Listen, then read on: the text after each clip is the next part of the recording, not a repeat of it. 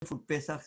We had many of you participated in our Passover Seder in Haggadah, and we enjoy and we were all together as community. This is an intermediary Shabbat. It's called Chol HaMoed, the first Chol HaMoed. Here is the time in which we make a pause to the reading of the parashat, the reading of the regular readings that we have during a year, and we have an extra Shabbat in which we can speak about different issues, especially about Pesach and related with it. I would like to bring to your attention something that is very important. Right now, we are all of us at home. In certain places, we are more in quarantine than others. We are more limited, our ways of moving. And sometimes we feel like we are in prison, that we cannot move out, we cannot do anything. We feel like we are almost losing our patience and we're losing our sanity. Even though, if for the first time maybe for many of us, to be in this situation, unless that you have been sick or you have been in the hospital for a period of time, that you feel like you're being isolated.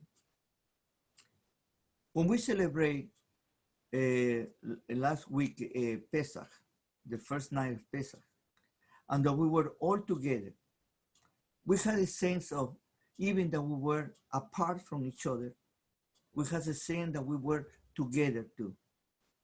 Now at this time, it's even becoming a little bit longer and longer, and we are looking forward for the day that this thing is going to end it. This pandemic is going to end it.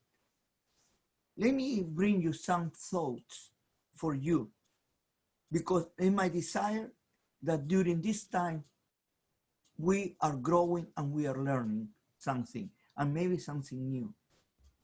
When you are by yourself, when we are by ourselves, sometimes we do not like to be alone with nobody, because we are afraid of silence, we are afraid of emptiness.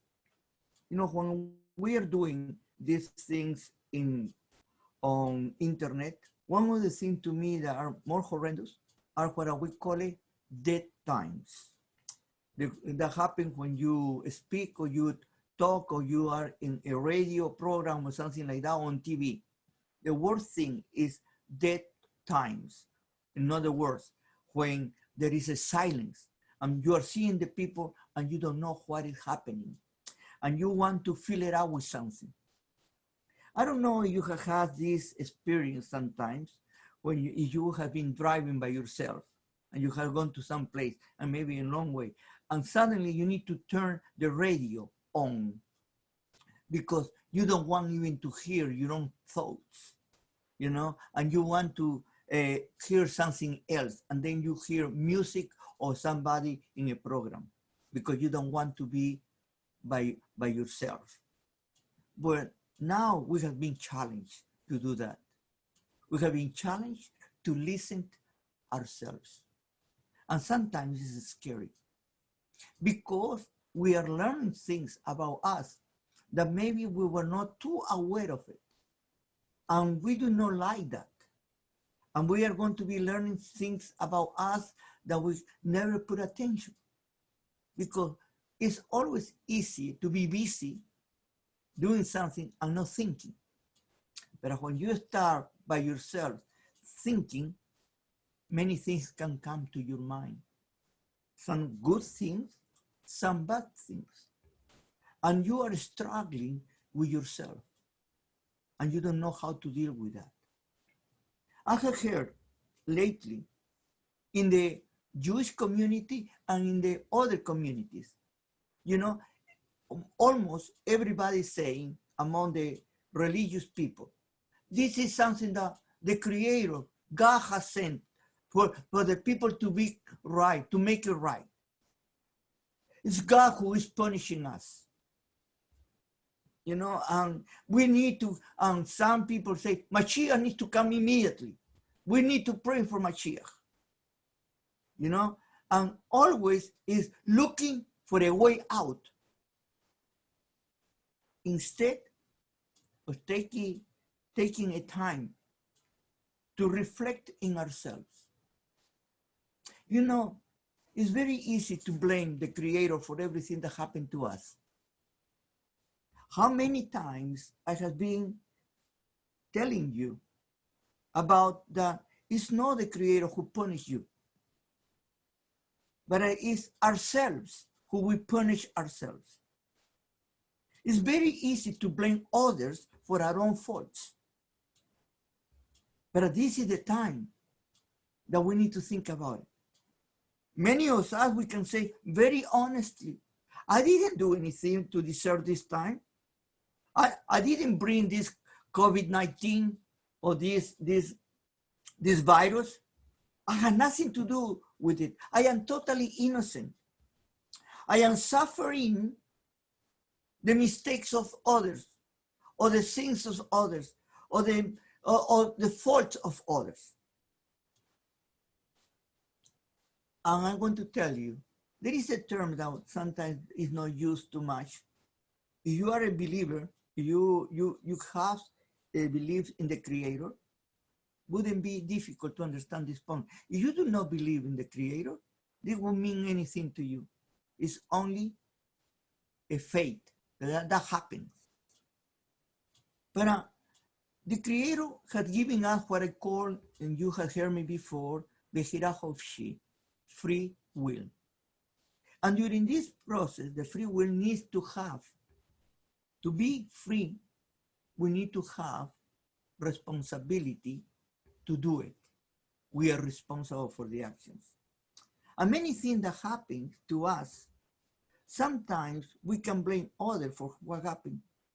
But remember this, if you know what to do, what is right, and you don't do it, it's a sin. And many of us, we have fallen in the trap of being totally dependent in the system. Have you ever been in a situation in which suddenly comes a storm around your area and the electricity goes away for a period of time? All of a sudden, we are so accustomed to be tied to electricity.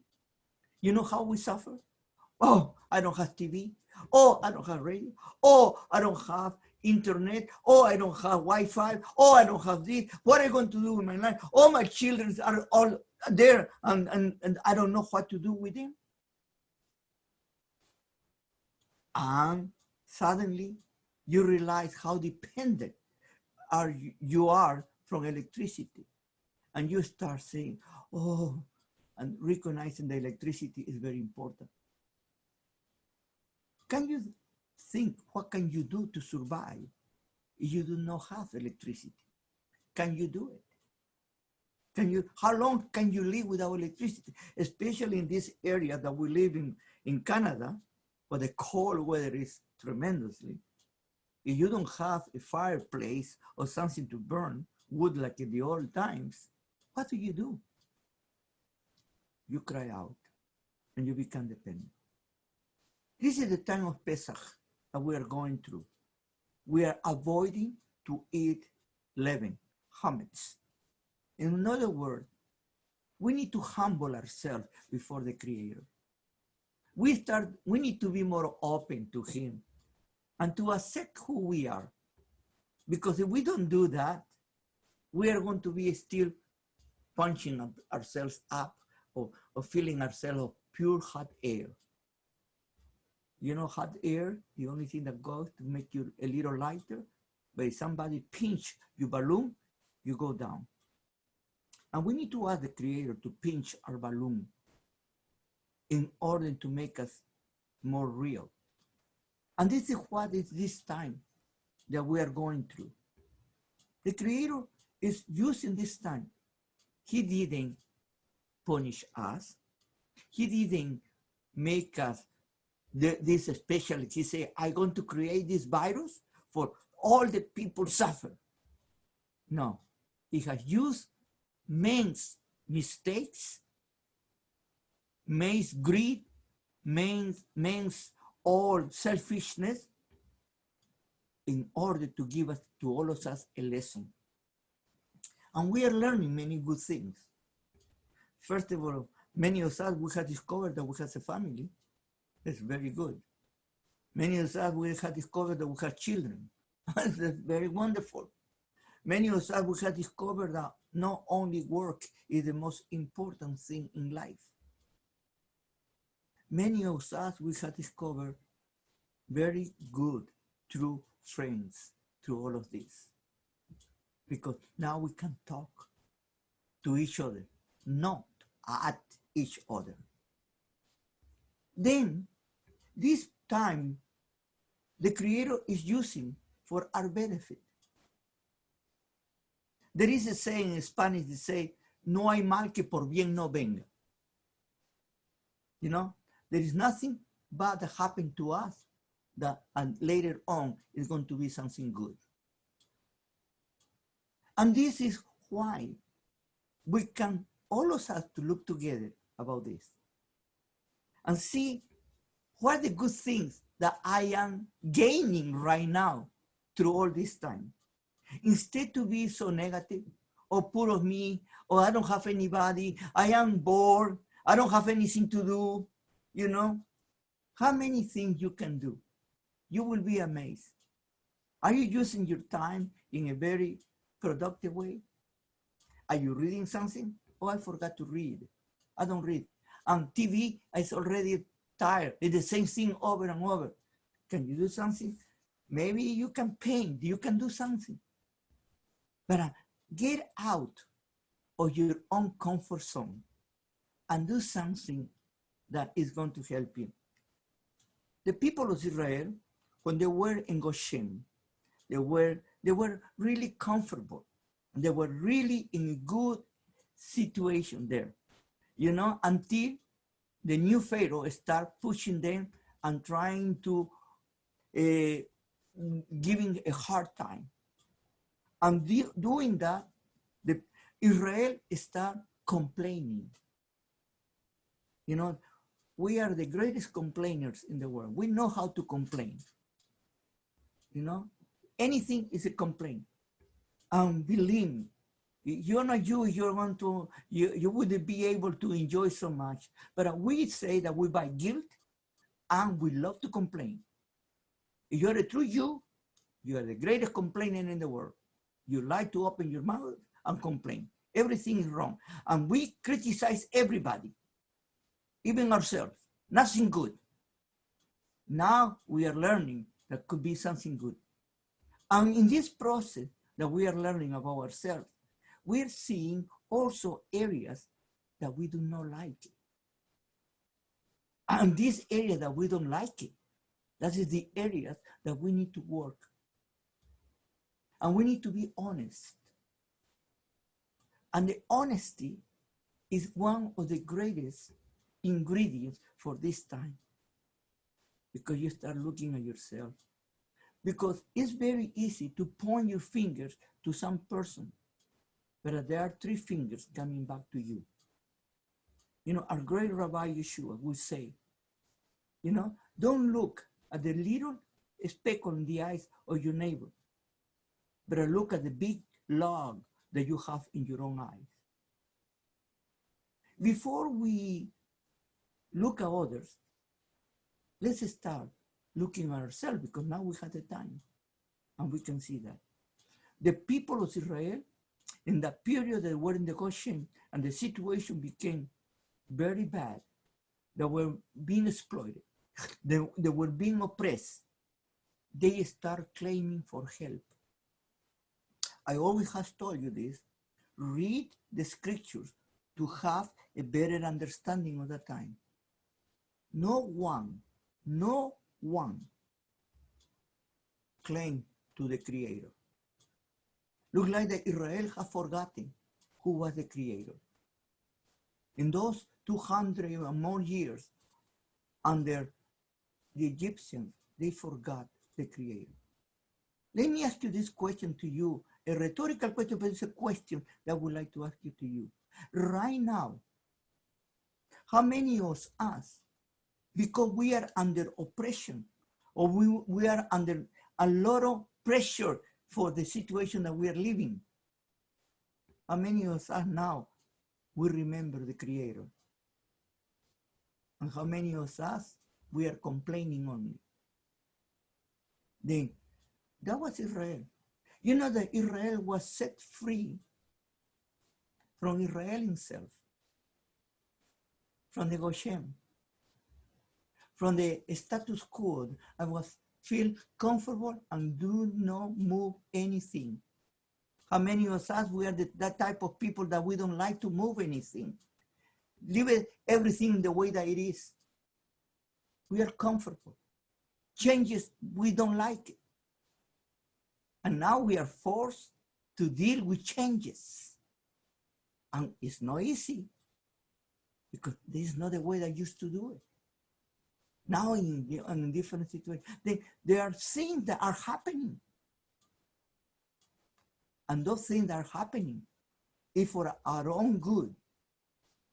It is like we are shaving, we are cleaning, we are in a process of being purgating, taking ourselves out of the things that are intoxicating us. That virus, COVID-19, has been a blessing in many places. I am sorry about the many people who have died, but it has forced the whole humanity to rethink about themselves. And they are not supreme as they thought that they were. And they are still dependent on somebody superior, even if they do not want to acknowledge. Now, let me change a little bit at this short introduction. That is one, and people, every time they say short introduction, everybody look at me with an ugly face, but I don't want that you get upset with me. But I want to do in this portion, I selected this portion to talk to you a little bit. I don't know how many of you put attention in the reading. It's called Shelosh Aseret Midot. Shelosh Aseret Midot, or the 13 attributes of the Creator. And here, I'm going to start in chapter 6, in case that you, I'm sorry, chapter 34, verse 6. Chapter 34, verse 6. Okay?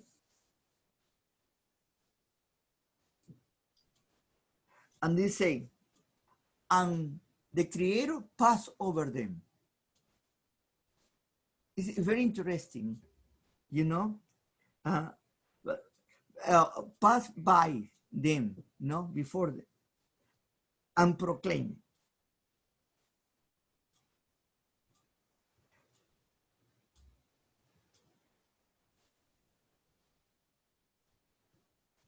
Before Moshe Rabbeinu, and he proclaims. This is Moshe Rabbeinu talking to us as defining the Creator.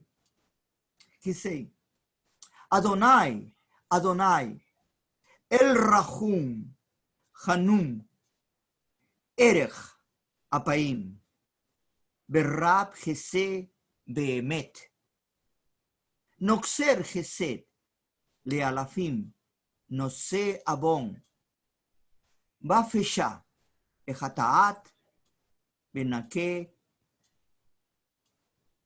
Lo, Yenake, Poked Abon, Abot al Banim, Beal Benei Banim, al Shileshim, Beal Reviim. And here our sages have divided in certain attributes. And I would like that you see it for today. First of all, the first Adonai, the tetragrammaton, Yu, He, Ba, He. The Lord is totally there, present merciful, is compassionate, is everything there. The Lord, he only needs to be there, is manifested. The second law, the repetition, Adonai, of this name, that he is personal. First of all, his majesty, and the second one is he is personal with each one of us. I tell everybody, the Creator doesn't need religion. The Creator, what he needs is a relationship. Even he created us not to be his slaves. He created us to have a relationship with him as we have with each other. And then say that the third attribute is El. El that can be translated as God Almighty to, is he is the one that is in charge. He is in control. And this is very important because many of us as human beings, we think that we are in control. That the Creator allow us to exercise our Shear, our free will, doesn't mean that we are in control. He is the ultimate control. He is our judge. The number 4, Rahum, God the compassionate. He is so merciful. But to whom? Especially to those ones who are down, to those ones who are poor, to those ones who are needy, to those ones who they do not have any other hope. He is merciful. He is merciful to us today too. Behanum, he is gracious, generous, and you know what? He gives us more than we deserve. That's why he's gracious. We are undeserving of his grace. Number 6, Erech Apayim.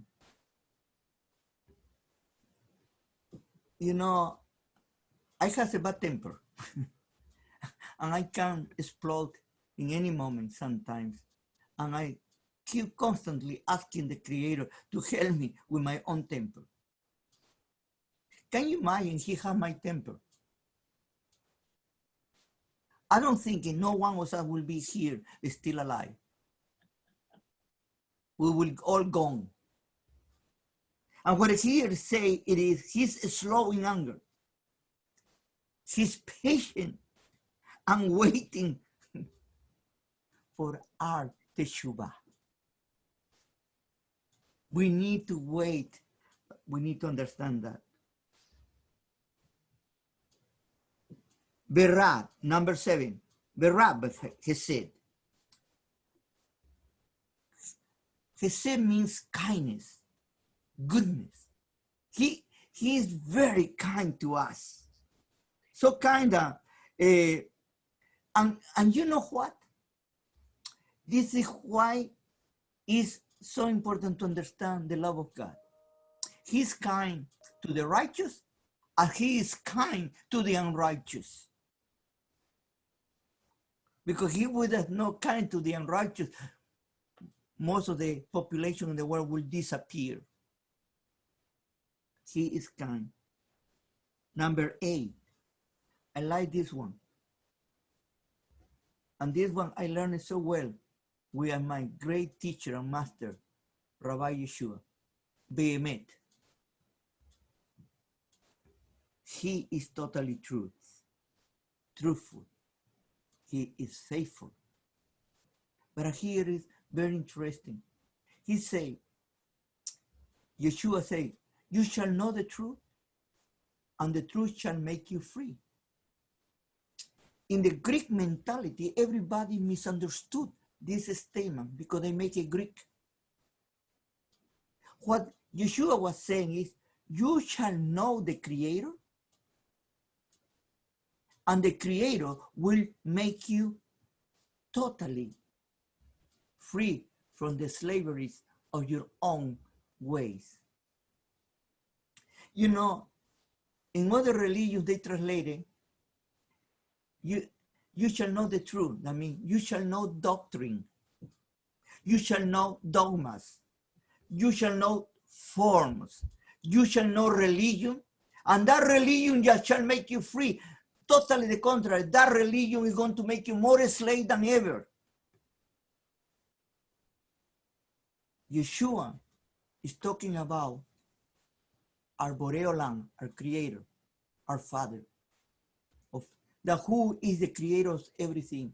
And he is the only one that can give us that freedom that we need from ourselves and from others. Not to be dependent on others, but to be dependent on the creator. Number 8. No ser gesel a la fin. This is very, he extends his kindness to 1,000 generations. If you thinking the creator is tired with us, he could be tired with us long time ago. But he gives us a long way. He's like we mentioned before, he's patient, he's merciful, and he is slow in anger and give us time. Let's use this time that we are here to look that we are close up, that we are enclaustrated, what do we call it, we incarcerated, whatever you want to call it. You know, use this time to see the mercy of the Creator and to redo your life, to point to the right places. This is when we understand about when we say that he extends kindness for 1,000 generations.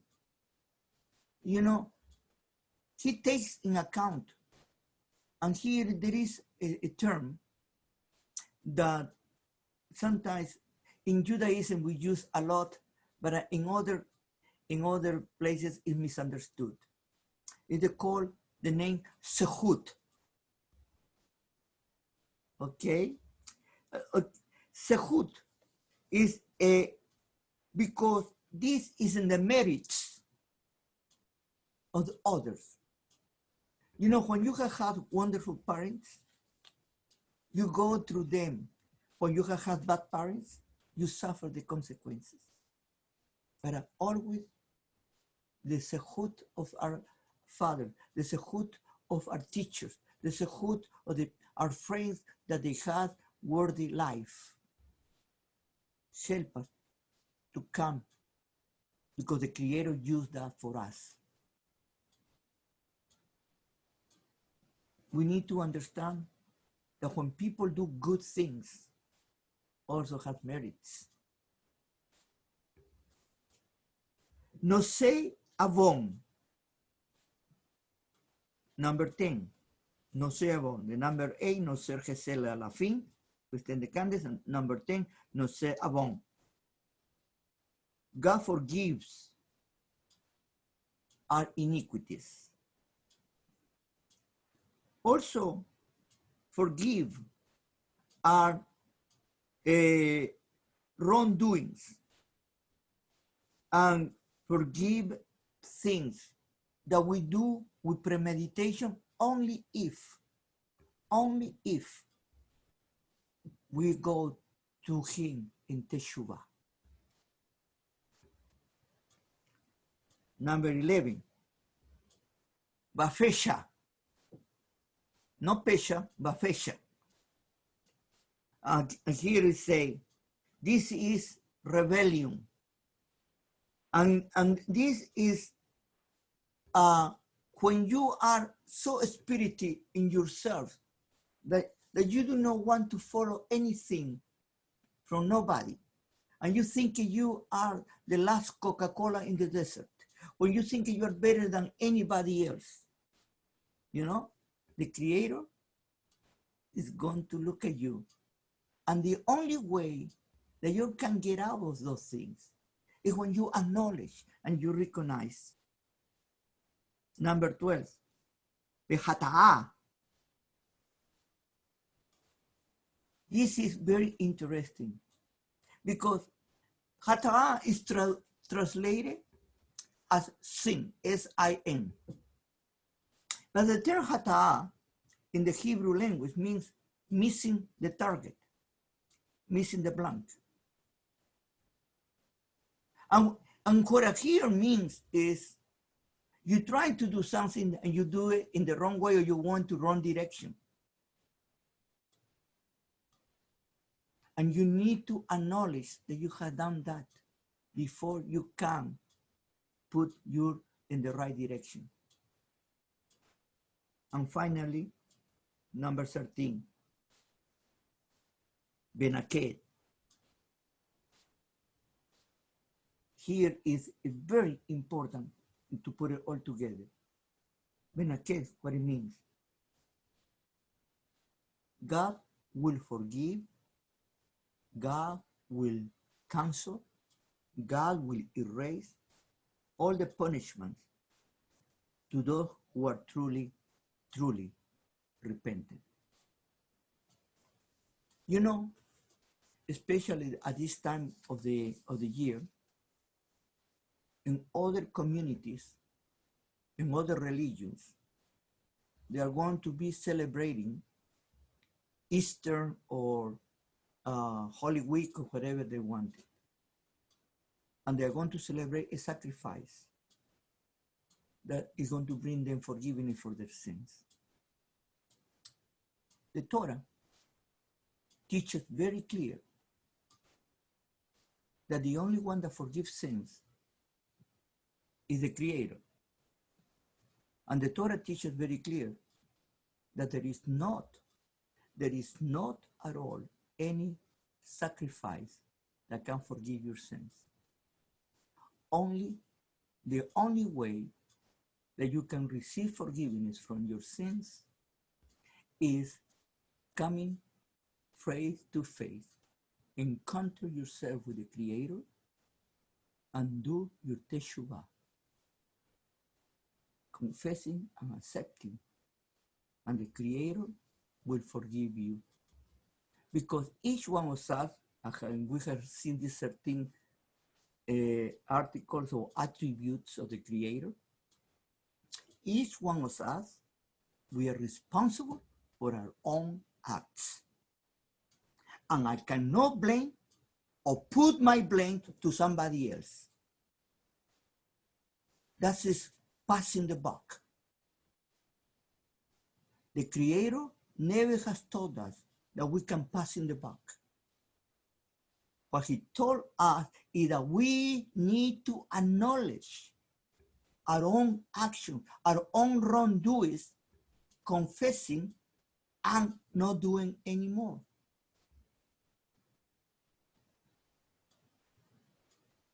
This time, this beautiful festival of Pesach is a festival called Shelamin Todah, who is a festival of thanksgiving, giving thanks to God for everything that He has done for us. Blessed be His name. It's not, this Pesach is not for forgiveness of sins. And very clear, is taught to us in the Shemot HaSefer, in the book of Exodus. It's very clear, taught us that God delivered Israel not because they were good, but because He was grateful and merciful. And no one of them asked for forgiveness. We see that later on with the Egel Sahab and after that. Why we read at this time in between Chol HaMoed chapter 34, from 33 to 34, because our sages wanted to give us a teaching. Not because God is merciful, not because God is all patient, not because God is all love for us, and He's truthful. We can get away with anything. We cannot get away with murder. We need to come back to Him. And He's asking us to come back to Him, to be a unit, to be a community, to be people that we can help each other. And we have learned through this time of this year, in this last month, when we have been forced to be by ourselves, we have learned many things about us that we didn't know before, or we were not aware of it before. And we had the opportunity to make the changes in the right way.